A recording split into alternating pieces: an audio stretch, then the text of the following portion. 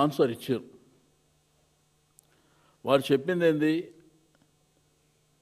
నేను ఎర్రవల్లి ఫామ్ హౌస్లో ఇప్పుడు కాదు అనేక సంవత్సరాల నుంచి ఇక్కడ నివాసం ఉంటున్నా.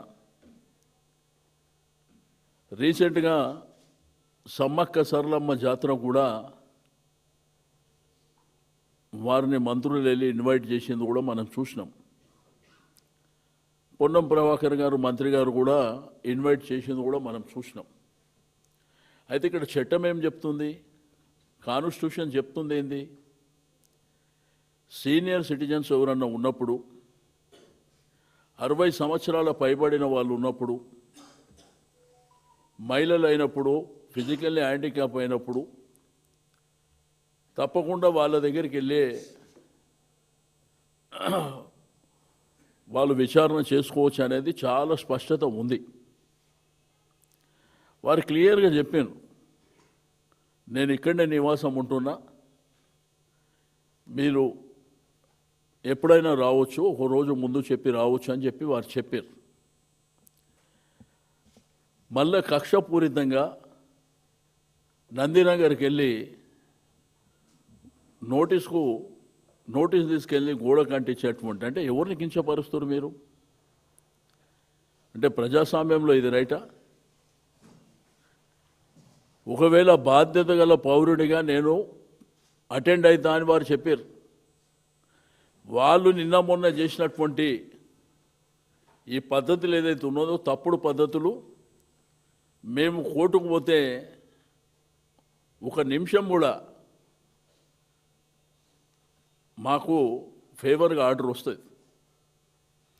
అయినా కానీ నేను ఒక బాధ్యత గల పౌరుని, తప్పకుండా నేను అటెండ్ అవుతా అని చెప్పి వాళ్ళు చెప్పినటువంటిది కూడా మనం చూస్తున్నాం.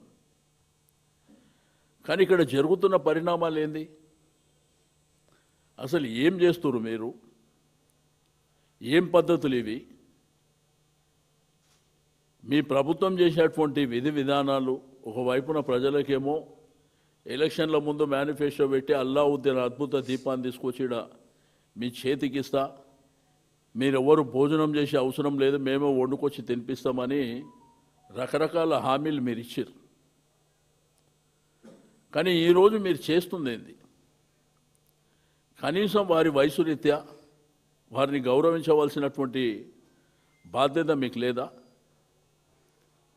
అంటే ఏ విధంగా అయినా కానీ మేము కక్ష తీర్చుకోవాలి అనేటువంటి పద్ధతి సభ్య సమాజం చీదరించుకుంటున్నటువంటి పరిస్థితి.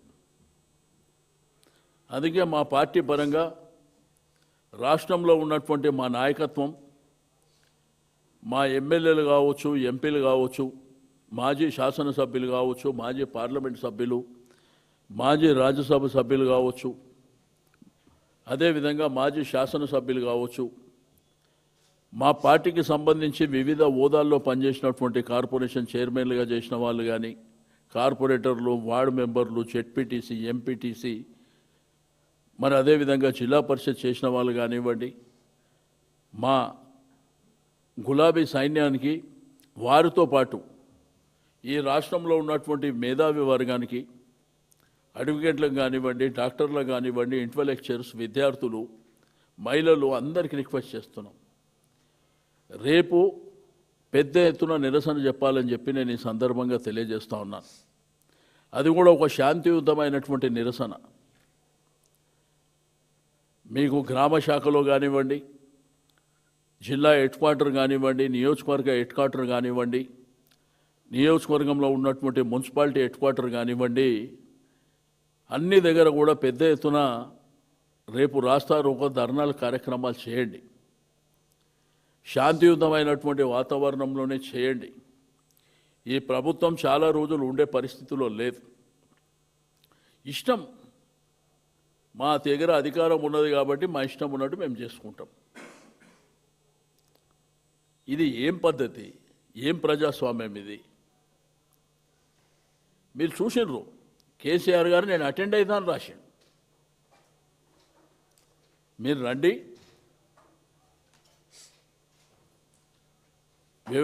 వ్యవసాయ క్షేత్రంలో నేను ఉంటా, మీరు రండి, వచ్చి మీరు ఎప్పుడైనా పర్వాలేదు ఒక రోజు ముందు చెప్పండి అని వారు చెప్పారు. చెప్పిన తర్వాత నిన్నపోయి ఆ గోడకు నోటీస్ అంటించడం ఏంది అంటే ఎవరిని కించపరుస్తుండ్రు అంటే ప్రభుత్వాలు అనేది పర్మనెంట్ అనుకుంటున్నారా? ఏ ప్రభుత్వాలు కూడా ఈ దేశంలో పర్మనెంట్ కావు. ఇప్పుడు నిన్న చూస్తే నేను ఎందుకు చెప్పిన అంటున్నారు సర్కస్ కంపెనీ నడిపిస్తున్నారని. స్పీకర్ గారు మొన్న తీర్పిచ్చారు, వీళ్ళు కాంగ్రెస్ కాదు వీళ్ళు టీఆర్ఎస్ శాసనసభ్యులే అని చెప్పి తీర్పిచ్చారు. అంటే ప్రజలు ఏమనుకుంటారు కూడా పక్కన పెట్టిండు.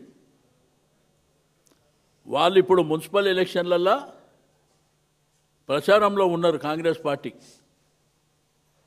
మరి స్పీకర్ గారు మీ మనుషులను పంపించి మరి వాళ్ళు ఏ పార్టీలో ఉన్నారో ఇప్పుడైనా మీకు స్పష్టత వస్తుందేమో చూడవలసినటువంటి అవసరం ఉన్నది. అందుకే సర్కస్ కంపెనీ నడిపిస్తున్నారు అంటున్నాను నేను. ఏంది ఇది ప్రజాస్వామ్యం లోపట? అంటే మీ ఇష్టం ఏది పడితే అది చేసేస్తాం. ఇప్పుడు నిన్న కౌశిక్ రెడ్డిని చూశారు, తన సొంత నియోజకవర్గం ఒక ఎమ్మెల్యే,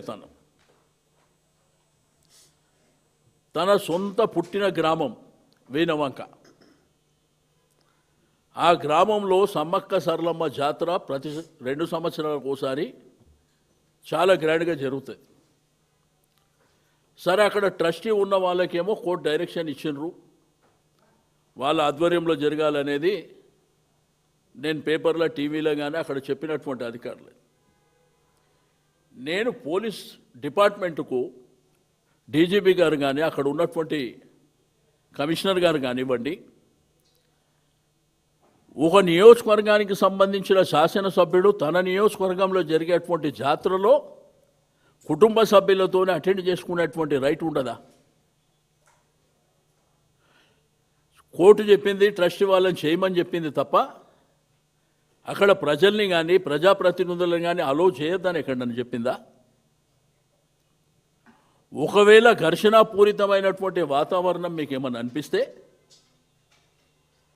ఆ ట్రస్టీ మెంబర్స్ ఫస్ట్ పూజ చేసిన తర్వాత ఆ గౌరవ శాసనసభ్యునికి సెక్యూరిటీ ఇచ్చి, మీకు ప్రోటోకాల్ కూడా ఉన్నది, తీసుకుపోయి పూజ చేపిస్తే సరిపోతుండే. మీరు అతన్ని బలవంతంగా అరెస్ట్ చేసిండు, అతను నోరు జారిండు, మళ్ళీ ఆయన పశ్చాత్తాపడ్డటువంటి సంఘటన మనం నిన్న చూసినాం. దీనికి ఏం అవసరము? మళ్ళీ మీరు కేసులు పెట్టవలసిన అవసరం ఏంది? ఆయన నోరు జారే అవసరం ఏముంది? దానికి మీరు బలవంతంగా ఈడ్చుకుంటూ లాక్కెళ్ళడం ఏంది? అతను ఉన్నాడు, వాళ్ళ భార్య ఉన్నది, ఒక ఎస్సీ సర్పంచ్ ఉన్నది, బిడ్డ ఉన్నది. అంటే ఏం చేయాలనుకుంటారు ఈ రాష్ట్రాన్ని? అంటే ఒక నియోజకవర్గంలో తన పుట్టి పెరిగినటువంటి ప్రదేశంలో నేను దేవుడి దర్శనానికి పోతా అంటే మీరే సెక్యూరిటీ ఇచ్చి తీసుకుపోయి చేపించి పంపించేది ఉండే కదా. ఇదంతా రాదాంతం చేయవలసినటువంటి అవసరం వారికి ఉండేది కాదు, మీకు ఉండేది కాదు కదా. ఇప్పుడు మేము నిరసన చేస్తా అంటే అరెస్ట్ చేస్తారు కదా, అది మీ చేతుల పని కదా. ఒక బాధ్యత గల శాసనసభ్యుడు తన నియోజకవర్గంలో దేవుణ్ణి మొక్కుకునే రైట్ కూడా లేదని చెప్పేటువంటి పరిస్థితి, ఇంత దుర్మార్గం ఈ దేశ చరిత్రలో నేను మాత్రం ఎప్పుడు చూడలే. ఎవ్రీ నైట్ యాజ్ ఏ శాసనసభ్యుడిగా తన నియోజకవర్గంలో తప్పకుండా ప్రోటోకాల్ ఉంటుంది.